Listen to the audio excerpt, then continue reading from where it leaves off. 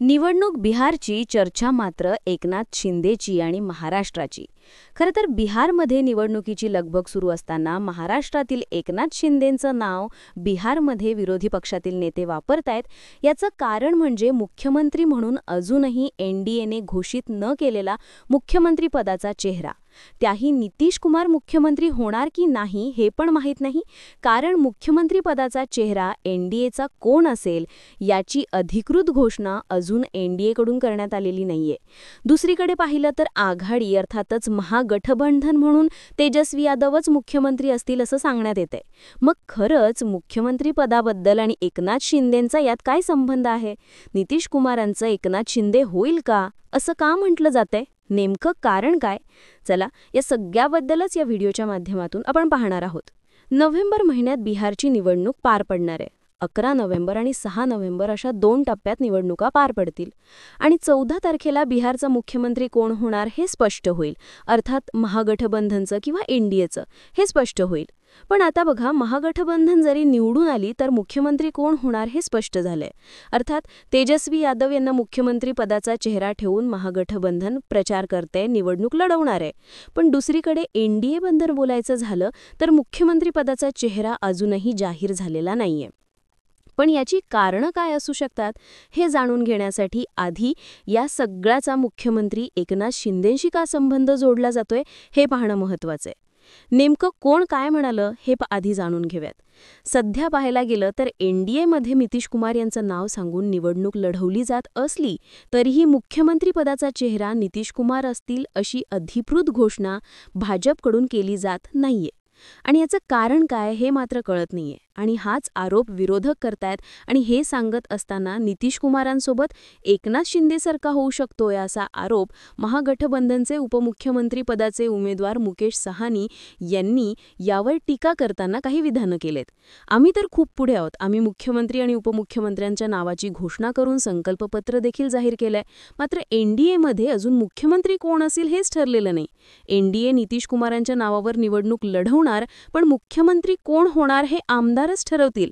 जसं महाराष्ट्रात एकनाथ शिंदेंच्या नावावर निवडणूक लढवली, पण निवडणुकीनंतर भाजपच्या फडणवीस यांना मुख्यमंत्री बनवलं गेलं, असा आरोप करत सहानी नितीश कुमार आणि एनडीएला डिवचण्याचा प्रयत्न केला. आता सहानी असं का म्हणाले हे मी न तुम्हाला सांगायला नकोच. महाराष्ट्रात अशी परिस्थिती विधानसभा निवडणुकीच्या वेळी झाली. म्हणजे एकनाथ शिंदे भाजपसोबत आले, महायुती स्थापन झाली. इच्छा नसताना फडणवीसांनी त्याग केला आणि एकनाथ शिंदेंना मुख्यमंत्री पद देण्यात आलं, कारण त्यावेळी ती गरज होती. यानंतर 2 वर्ष मुख्यमंत्री म्हणून एकनाथ शिंदेंनी महाराष्ट्राचं काम पाहिलं. पण 2024च्या विधानसभा निवडणुकीत मात्र मुख्यमंत्री पदाचा चेहरा कोण असेल हे आघाडीकडून आणि युतीकडून दोन्हीकडून स्पष्ट करण्यात आलं नव्हतं. मात्र अनेक वेळा मुख्यमंत्री हे एकनाथ शिंदे होतील असं देखील वारंवार बोललं जात होतं. त्या निवडणुका झाल्या आणि अगदी सराहितपणे एकनाथ शिंदेंना बाजूला करून भारतीय जनता पक्षाचाच उमेदवार अर्थात देवेंद्र फडणवीस हे मुख्यमंत्री या महत्त्वाच्या पदावर बसले. आणि हाच मुद्दा धरून आता विरोधी पक्षनेते बिहारमध्ये एनडीएला टार्गेट करतायत. त्यांना असं म्हणायचंय की नितीश कुमार यांचं नाव वापरून भाजप ही निवडणूक लढवेल, कारण नितीश कुमार शिवाय भाजपला पर्याय नाहीये. मात्र निवडणूक लढवल्यानंतर कुणाचे किती आमदार जास्त प्रमाणात निवडून येतील हे बघून किंवा अनेक वेगवेगळे कारणं देऊन नितीश कुमारांना बाजूला केला जाऊ शकतं.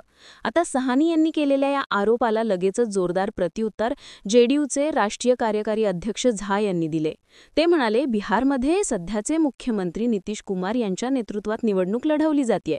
पंतप्रधान मोदींसह अनेकांनी हे वारंवार स्पष्ट केलंय. त्यामुळे नितीश कुमार हेच मुख्यमंत्री असतील असं जरी त्यांनी स्पष्ट केलं असलं तरी इथे अनेक गोष्टी उपस्थित होतात, प्रश्न उपस्थित होतात. म्हणजे बघा, 2020ची निवडणूक झाली बिहारमध्ये. 2020च्या निवडणुकीत प्रचारात वारंवार भारतीय जनता पक्षाकडून नरेंद्र मोदी यांच्याकडून मुख्यमंत्रीपदाचा चेहरा नितीश कुमारच असतील असं वारंवार म्हटलं गेलं.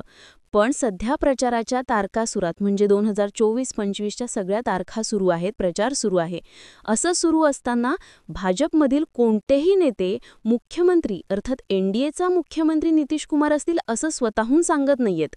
काही अपवाद सोडले तर खुद्द पंतप्रधान आणि अमित शहा यांच्या बिहारमध्ये दौरे होत आहेत, प्रचार होत आहेत, सभा होत आहेत. मात्र दिलखुलासपणे भाजप नितीश कुमार हे मुख्यमंत्री असतील असं सांगताना दिसत नाहीये. मध्यंतरी किंवा आत्ता पण भारतीय जनता पक्षाचे किंवा एनडीएचे सहयोगी पक्ष असणाऱ्या नेत्यांनी नितीश कुमार हेच मुख्यमंत्री होते, नितीश कुमार हेच मुख्यमंत्री आहेत आणि नितीश कुमार हेच मुख्यमंत्री राहतील अशी विधानं वारंवार करतायत. मग याशिवाय त्यांना दुसरं काही कारण मिळत नाही का? म्हणजे असतील असं सांगितलं जाते, मात्र मुख्य करून किंवा अधिकृतपणे याची घोषणा का बरं केले जात नाही किंवा संकल्पपत्र किंवा काहीच काढ करण्यात येत नाहीये. म्हणजे एकीकडे महागठबंधनकडून मुख्यमंत्रीपदाचा चेहरा, उपमुख्यमंत्रीपदाचा चेहरा समोर ठेवण्यात आला, मात्र एनडीएकडून असं काहीही करण्यात आलेलं नाहीये. हे विसरून चालणार नाही. आता यात फायदा कोणाचा, तोटा कोणाचा हे पाहायला गेलं तर लक्षात घ्या, 2020ला तिसऱ्या क्रमांकाचा पक्ष म्हणून जेडीयू उठला होता. खूप कमी जागांवर जेडीयूला समाधान मानावं लागलं, तरी देखील सरकार आणण्यासाठी, सत्तेत राहण्यासाठी भारतीय जनता पक्षानं नितीश कुमारांना मुख्यमंत्री पद देऊ केलं.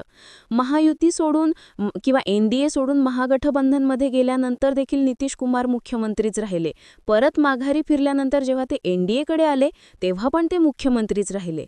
त्यामुळे या ठिकाणी एक गोष्ट स्पष्ट होती की संख्याबळ असो किंवा नसो, नितीश कुमारांना मानणारा मोठा वर्ग बिहारमध्ये आहेत. त्याची कारणं आहेत. मग त्यामुळे यापूर्वी त्यांची जर राजकीय कारकीर्द पाहिली तर लोकांमध्ये त्यांची असणारी क्रेज, जातीय समीकरणं, ही परिस्थिती विसरून चालणार नाही. आणि म्हणून जर नितीश कुमारांचा चेहरा समोर ठेवून प्रचार केला नाही तर याचा तोटा एनडीएतील अनेक पक्षांना होऊ शकतो. आणि म्हणूनच अधिकृत मुख्यमंत्री नितीश कुमार असतील असं जरी सांगण्यात आलं नसलं तरी देखील त्यांचं नाव वापरून सत्तेत आल्यानंतर काही गोष्टी करता येतील असा अंदाज भाजपचा असावा, असा अंदाज विश्लेषक वर्तवतात. आता बघा, असं सगळं असलं तरी सध्या नितीश कुमारांच्या मुख्यमंत्रीपदाची खुर्ची थोडीशी धोक्यात आहे किंवा ते त्या खुर्चीपासून दूर जाऊ शकतात असंही जाणकार सांगतात. मी असं का म्हणते तर बघा, नितीश कुमार यांचं वय आणि त्यांच्या तब्येतीचा मुद्दा पुढे ठेवून ते प्रचारात असं कुठेही त्यांचं वय किंवा त्यांचा मुद्दा आणण्यात आलेला नाहीये. पण निवडणूक असं झाल्यानंतर तब्येतीचा कारण देऊन 1 वर्षानंतर त्यांना मुख्यमंत्री पदावर काढलं जाऊ शकतं असं देखील अंदाज वर्तवण्यात येतो. त्यामुळे 5 वर्षासाठी ते सलग मुख्यमंत्री असतील असंही कुठे सांगण्यात आलेलं नाहीये. दुसरं कारण म्हणजे 2020 नंतर ज्या प्रकारे बिहारमध्ये नितीश कुमारांनी पलटूरामशी जी ख्याती मिळवली आहे, ज्याचा फायदा नक्कीच विरोधी पक्षातील नेत्यांना होणाऱ्या यंदाच्या निवडणुकीत होणार आहे, हे सगळ्या नागरिकांनी पाहिलंय. त्यामुळे नागरिकांचा कुठेतरी नितीश कुमारांचा विश्वास डळमळलाय, त्याचा नक्कीच निवडणुकीत परिणाम होणार आहे.